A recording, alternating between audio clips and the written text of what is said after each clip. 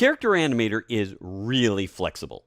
You can use it in more ways than most people realize, such as I can turn my character's head just by turning my head.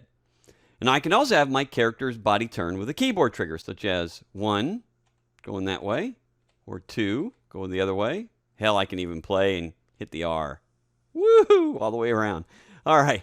But you can also have the character's turn be interactive with any motion, such as when you drag your character around on your screen. So let's take a look at how easy it is. And as you can see here with this hummingbird, you can even have your character interact with the direction that you move them. Now this hummingbird character is one of the free puppet downloads from Adobe.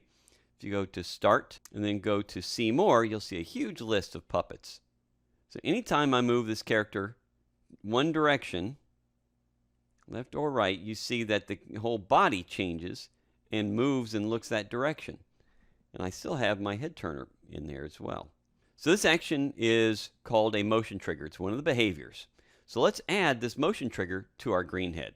So the first thing I want to do is I want to tag this puppet to be draggable. Right now I can click on it like I'm doing here, but I'm not moving him. So let's go to Rig.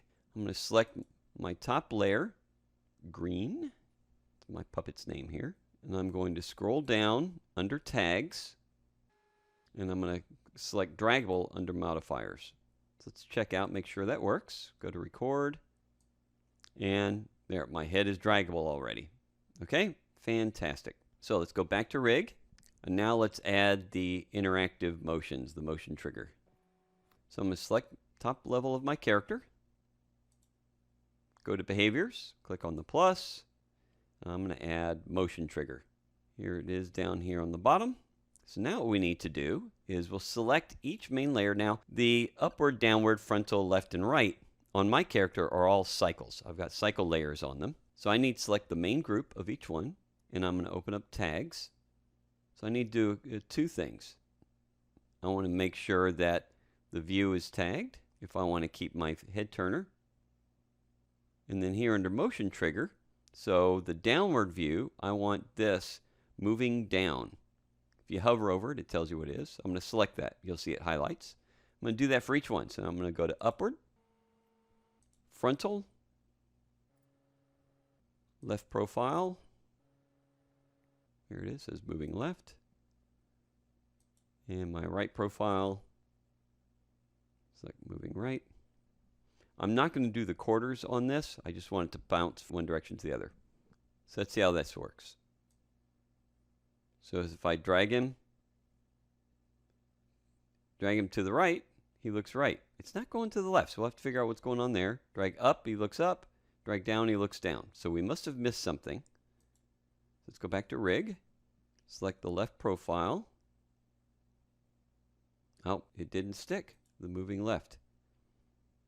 The issues are almost always on tagging. There we go. Now it looks left and it looks right. Now I don't have to move it much. If I move it just a little bit, notice his head pops. Now, it does not have to be that sensitive. So if I open up motion trigger, you'll see my speed threshold is 3 pixels per frame. So let's move that up. I'm going to drag that over to 12 pixels.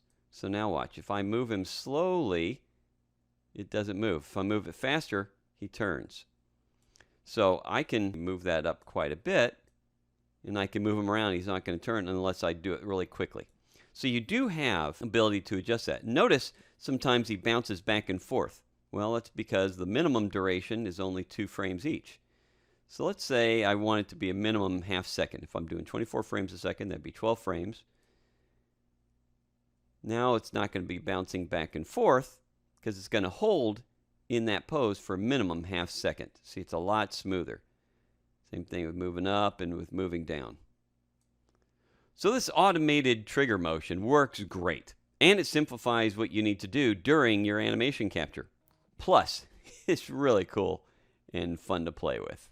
So this is just one example of how you can automate and animate your characters in real time using Character Animator. If you want to discover more secrets on how to use Character Animator in production, check out my online course at lynda.com/Mark Simon.